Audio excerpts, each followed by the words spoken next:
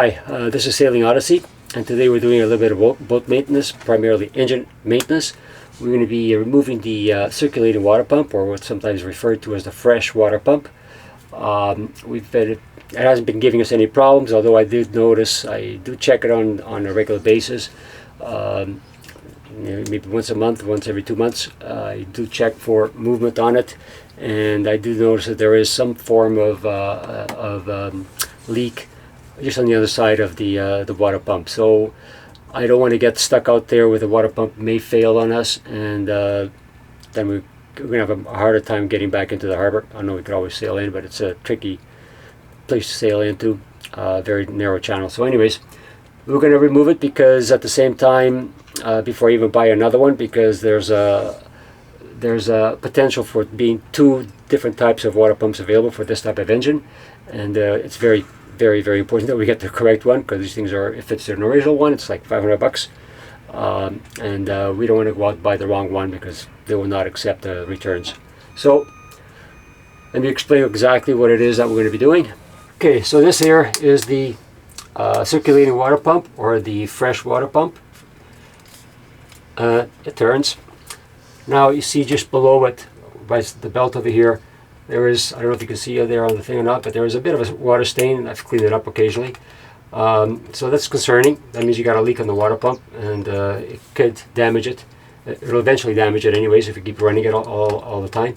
The problems that I've been encountering is that maybe for the last 2 seasons of sailing, I do notice a lot more grit piling up along here, and certain parts, even this metal plate.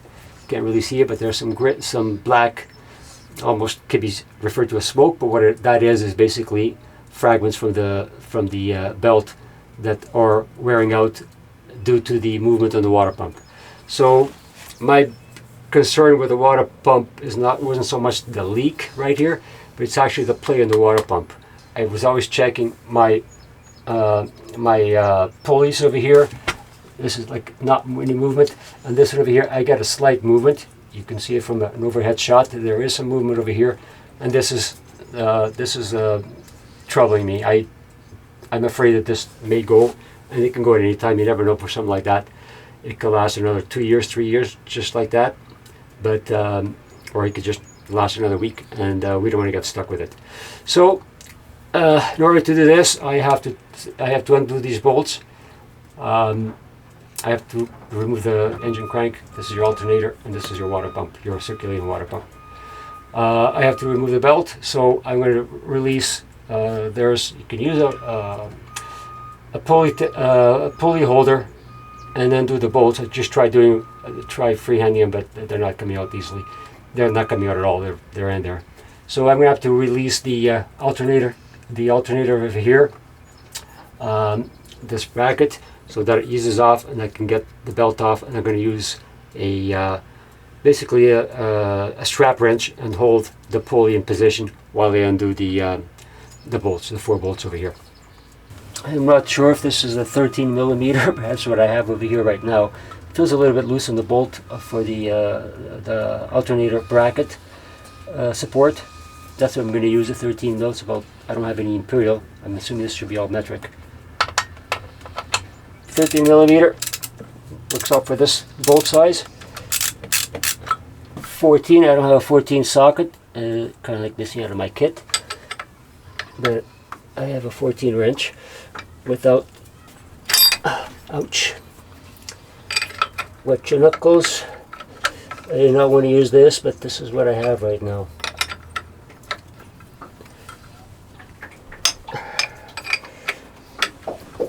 Okay. Got me loose. You don't have to take it out, just have to loosen it so that, okay, alternator is moving. So now I can remove the belt.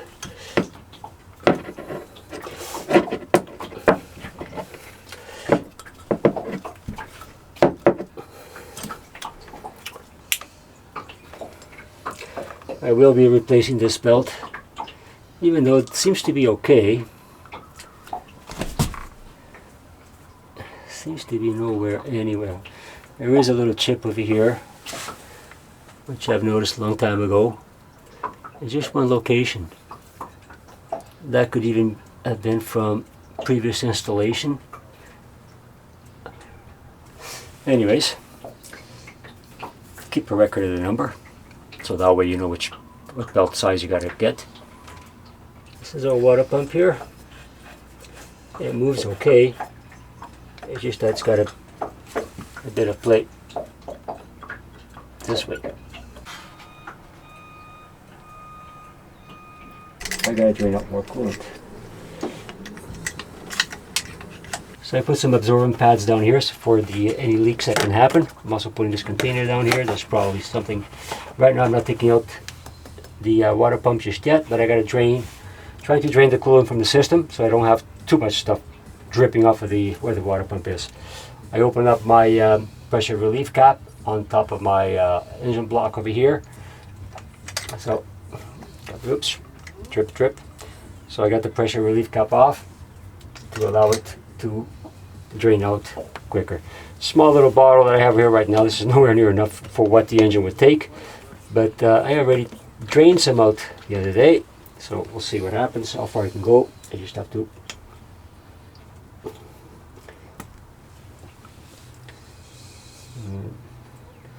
here comes the coolant.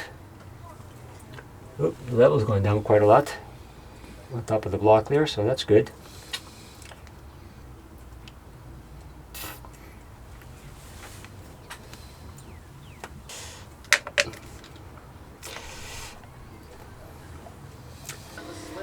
I do recommend you do have a big jug. Start off with small jugs, small bottles, a little container, until I went out and got this big jug. It'd be easier also if it was clear, not tinted, because it would be easier to see the coolant. Make sure the coolant level doesn't go, you don't overfill. Okay, so I've drained what I believe is to be the remainder of the coolant inside the engine block, manifold and everything else like that. So this is the manifold back here. There is the drain plug right over here, right and just behind the raw water pump, which is this over here. This is your raw water pump. Just behind it there is the plug for the coolant in your engine. So I did hook up a hose and I drain it out, as you've seen before.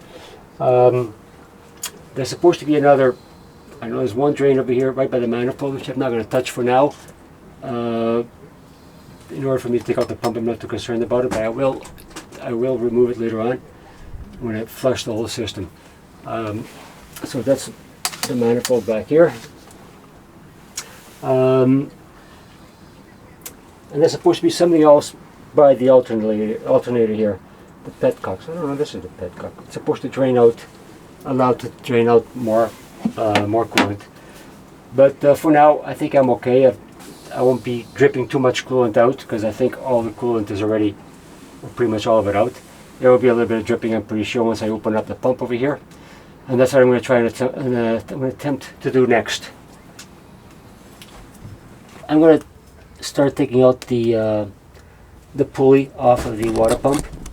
I'm just going to use a torque wrench, impact wrench.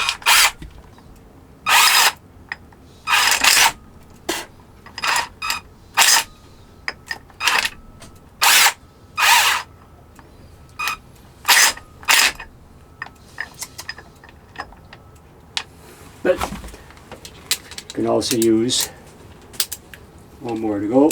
Another technique.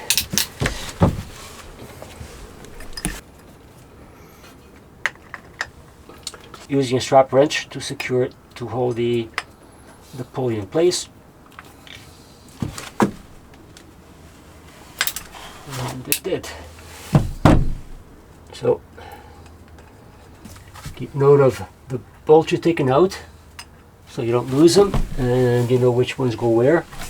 So if you have if you have video or images, that'd be good. So I got 4.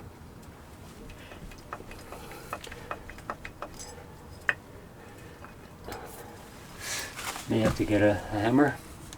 Okay, so let's see if I can tap this thing out. Kind of difficult, not much space.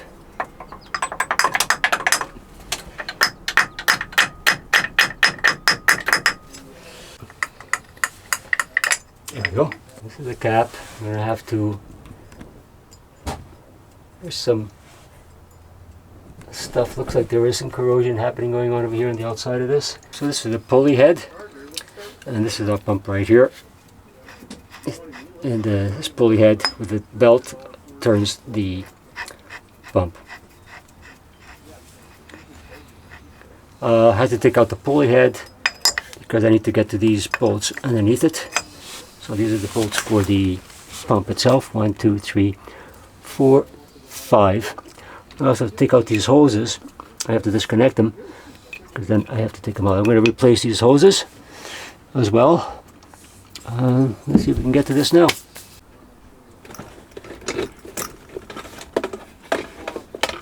So, gotta take out these hoses. Start by doing that.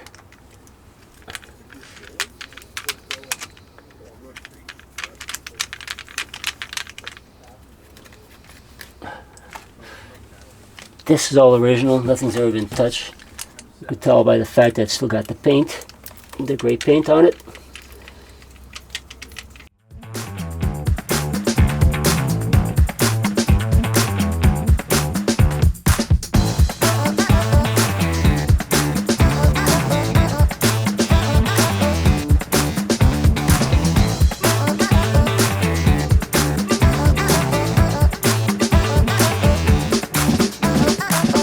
So I'm going to be disconnecting these hoses here. I got a little pick.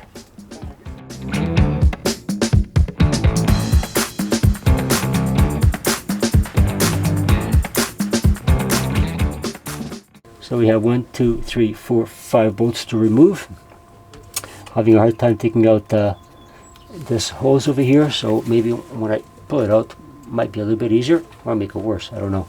Anyways, impact looks like it's a 10 mil as well. Okay, it comes out nice and...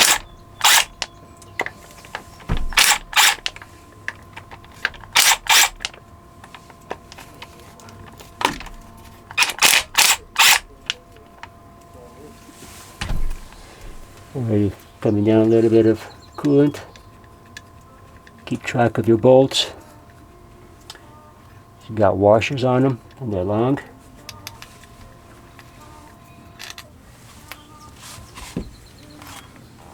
This one is long, so can't be making a mistake. They're not all long. But they got washers on them. This is a lot shorter.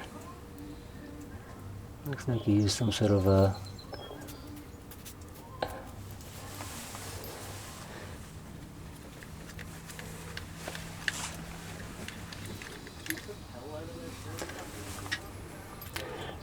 they are very specific.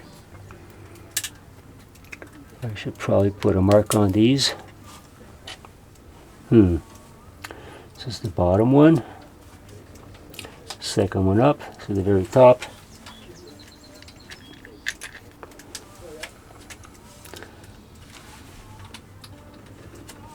And they're the same. Oh, these are all the same length. Okay.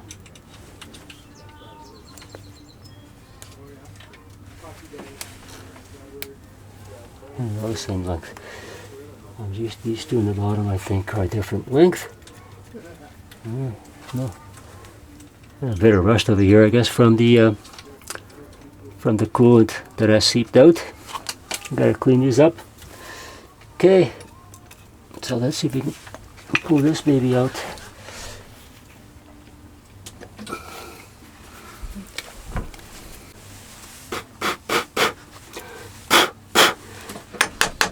Any dust that might be in here. There we go. Pump is loose. Didn't want that to happen. So here's our pump, a little bit rusty.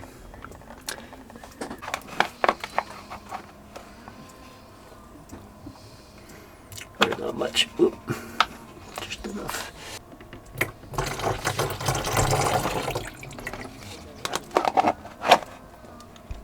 This is our water pump, the one we just removed. There's a lot of rust. I mean, it's all rusted out. This is the impeller. It's all rusted out. Now, I haven't bought a new water pump yet. The reason why I haven't bought a new water pump yet is because the sites that we're looking for, that we're searching out a water pump to purchase, they say to make sure that you have the right impeller depth. So we want to measure this to make sure. This looks like it's a 3/8. There's a 3/8 and a half inch. This looks to me like a 3/8. I will measure it shortly.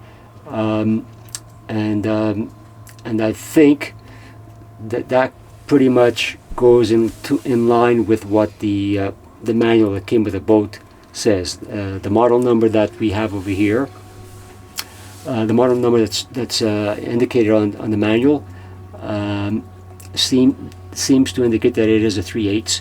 So it should be a 3/8, and it looks like visually looks like it's a 3/8. Now the reason why I'm taking out this water pump is because of that movement that I was talking about, and you can see it over here as well. Kind of difficult for me to hold this steady. So you can hear a bit of a noise. Not with that noise. So there's bearings that are shot in here. So got my calipers over here. It's zeroed. It's in inches and fractions of an inch. And put the top of the caliper on the impeller, and I slide the ruler over it. It hits the flange right here, and I'm getting 49 out of 128. So I'm getting 49 out of 128, and 48 out of 128 is 3/8. So this is 1/128 of an inch, which is really nothing. So it's a 3/8 and not a half inch. A half inch would have to have been 64 out of 128. So this is what we need. We need a 3/8.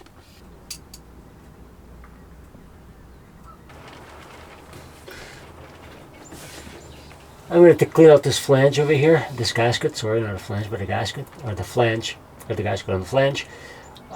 There's obviously, this is where the water flows through over here. And I just simply put a piece of cloth in here so that no debris falls in there, and then it goes through the engine system. And I will now scrape off this gasket.